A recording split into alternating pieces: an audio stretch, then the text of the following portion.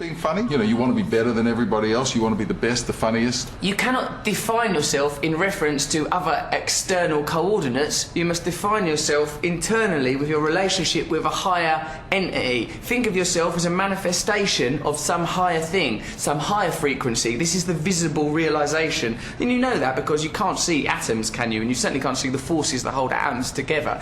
There, in the micro quantum world, Richard, lie the answers to everything. We can't understand it with our logical, rational minds, but we feel it intuitively. Get yourself in alignment with that stuff and you beam like the sun. Jeepers creepers. Yeah, man.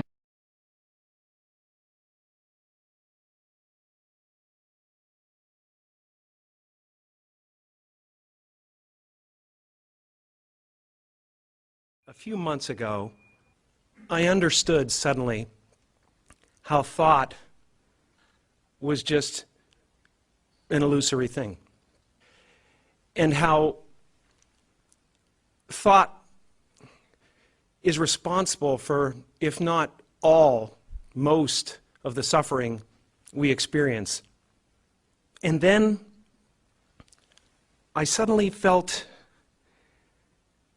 like I was looking at these thoughts from another perspective, and I wondered, who is it that's aware that I'm thinking? And suddenly I was thrown into this expansive, amazing feeling of freedom from myself, from my problems. I saw that I was bigger than what I do. I was bigger than my body. I was everything and everyone. I was no longer a fragment of the universe. I was the universe.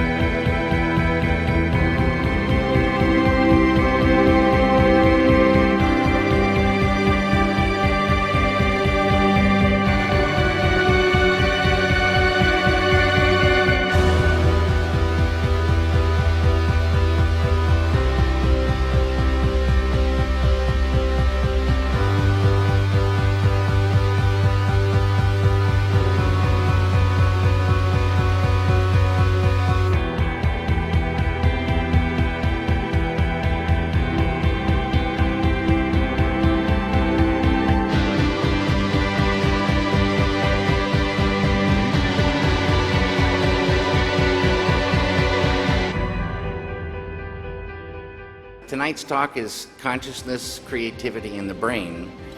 And if you have a golf ball-sized consciousness, when you read a book, you'll have a golf ball-sized understanding. When you look out, a golf ball-sized awareness. And when you wake up in the morning, a golf ball-sized wakefulness. But if you could expand that consciousness, then you read the book, more understanding. You look out, more awareness, and when you wake up, more wakefulness. It's consciousness.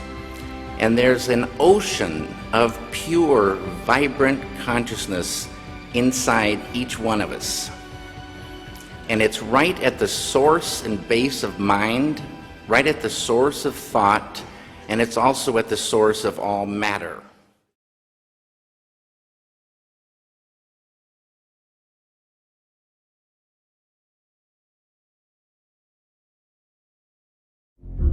What is the self? Most of us share a strong intuition that our own self is an irreducible whole, that there must be some place in our brain where our perception and our sensation all get together and create thoughts and imagination and define our future.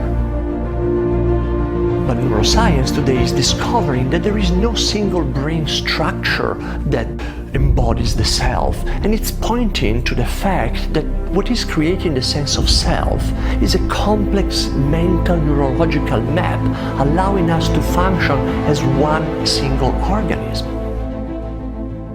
Biology tells us that the human body is actually an ecosystem of trillions of bacteria, microbes, viruses, all with their evolutionary agenda.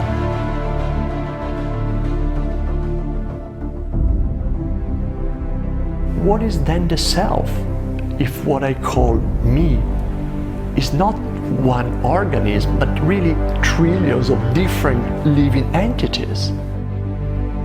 And look at the internet, this amazing web of connection in which each one of us is like a neuron, giving input and receiving information as much as viruses and bacteria are doing inside our body. Body and mind, our skin, can no longer used to define the boundary of ourself.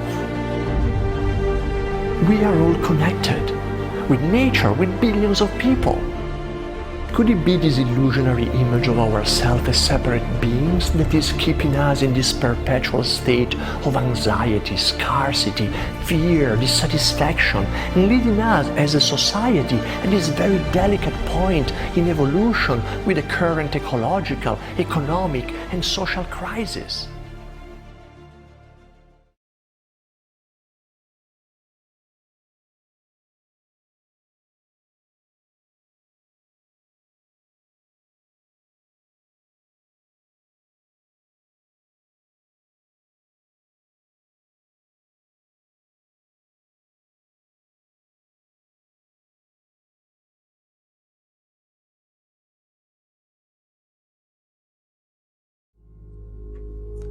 Mr. Emoto decided to see how thoughts and words affected the formation of untreated distilled water crystals by typing words onto paper and then taping this paper onto glass bottles overnight.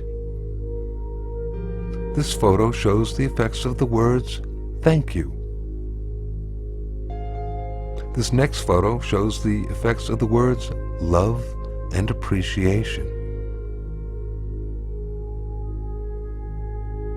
This photo shows the effects of the words, "You make me sick, I will kill you." And here we can compare the effects of "thank you" with the "you make me sick, I will kill you." Very, very different geometric forms being incurred through the intention. Now this photo is of a very polluted and toxic water from the Fujiwara Dam. Here now is the same water from the Fujiwara Dam after a Buddhist monk had offered a prayer over it. Prayer, that sound coupled with intention, seems to have an extraordinary ability of restoring water to its natural, harmonious, geometric symmetry. What is the physics of consciousness? We can ask that question today. What is consciousness? Where does it come from? What are the origins of consciousness? What are the limits of human potential? We're in a position to actually answer that now, I believe, although there's certainly not consensus yet in the scientific community about that. But with the real cutting-edge knowledge, the discovery of the unified field, the so-called superstring field, we now understand that life is fundamentally one. At the basis of all life's diversity, there is unity. At our basis, you and I are one. And that unity, at the basis of mind and matter, is consciousness, universal consciousness. We have a society with a certain momentum. We have generations of teachers who've gone to teachers' education or members of teachers' unions that don't always support educational innovation. So it may take a generation, unfortunately, it may take a generation now that simple techniques, universal, non-sectarian, scientifically verified techniques exist to gain enlightenment.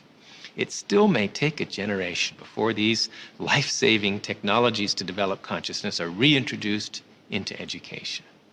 You said non-sectarian. Does that mean like non-religious? Is that what you mean by that? The experience of pure consciousness really transcends any one religion or any one philosophy. It's as scientific as it is religious. It is, after all, a state of functioning of the brain, maximally expanded comprehension. It's the direct subjective experience of the scientifically discovered unified field of all the laws of nature. Is that religious? Perhaps, but it's scientific too. So there's no reason that it should be disbarred from education. Otherwise, we're going to get the same old result. 5% development of our mental potential, another generation of war and terrorism and human cruelty. And that'll go on forever until the experience of life's essential unity is bestowed and the brain is properly developed. Our true consciousness does not exist in our brains or in our bodies. But this illusion of our individual bodies, along with the misinformation of our true origins, has manifested the idea that we all think independently from one another. With this misunderstanding, it would seem impossible to scientifically explain telepathy, clairvoyance, spiritual mediums, and other phenomena dealing with transferring information between sources without physical means of communication. But when you understand that there is a common spiritual bond between all things in the universe, and that we are all part of one divine intelligence, no phenomena is unexplainable. The blank matter within the most basic building blocks of perceivable existence is malleable and molded by intent. This means that consciousness shapes our reality. This seems difficult to accept for most, and it is quite understandable. In modern times, we are taught from an early age how to think rationally and tangibly. This is a very left-brain method of education, and it has more harmful effects than it's given credit for. The left brain deals with logic, details, facts, patterns, practicality, science, and math, as the right brain deals with feeling, intuition, symbols, images, risk-taking, philosophy, and religion.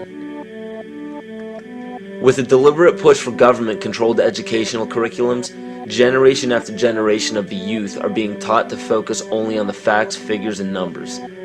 Repetition is used to train children subconsciously to accept what they're learning. Children aren't rewarded for questioning the validity of the information they receive. They are ridiculed. However, the children who blindly accept the information as true and merely regurgitate the information on command when it is time to take a test, those children go on to become the decision makers in our government, law, medicine, business, and every other occupation with power and prestige.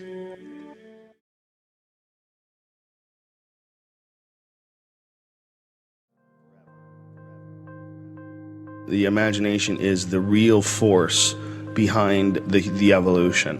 What imagination truly is we think of it as like, oh, I can see things, I can work around problems, I have this idea. But when you imagine an idea, when you imagine a product, you imagine how to design an engine for a car, and when your imagination has this idea for this thing, and then you build it and design it, and boom, it's there.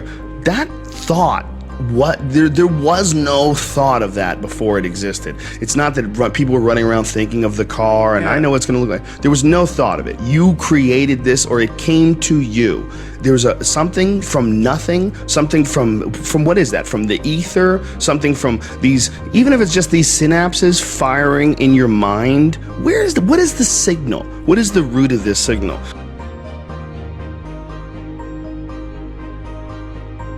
It is possible that the imagination is something that is information that is out there, like the idea of the Akashic records, the idea of that there's shit out there, and that what we are is little antennas, and that when we tune into something, if we pick up this signal for the engine and someone picks that up, excellent. Once that piece is in place, and then it flowers and blossoms like a Fibonacci sequence on a fucking a sunflower. It all bursts out, exponentially in certain directions, and then that starts creating more inventions which also burst out. But all of them emanate in the imagination initially. All of them have to be thought up. All of them have to be created by the human mind.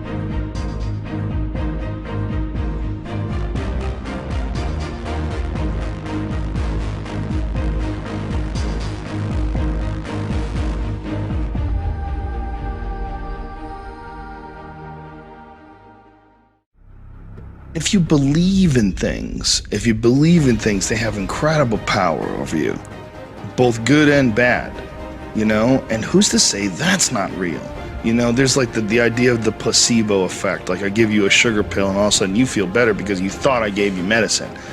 Well, still you feel better. People have actually been cured of ailments because of the placebo effect. So what the fuck is happening?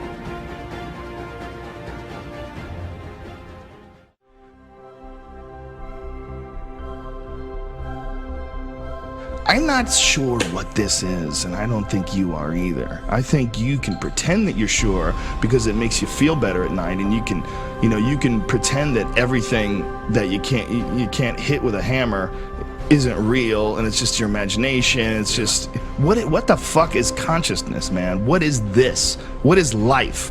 What is this idea that, oh, I'm gonna call Bert Kreischer and ask him to come over to my house, and Bert somehow or another navigates his way through space and time and arrives at my doorstep, and us friends get to communicate, and we're talking into some fucking thing that takes all of our voice and all the shit that we say and throws it through some internet and breaks it down to ones and zeros, where it's then interpreted by other people's computers in real time. What the fuck is this? Don't tell me you know what this is. This is bizarreness. It is. If life wasn't real, it would be the craziest psychedelic trip ever. It's almost like what a real psychedelic trip is something you're not used to. Something you're not, it just throws you off. Yeah. But life itself is the most uber bizarre thing ever.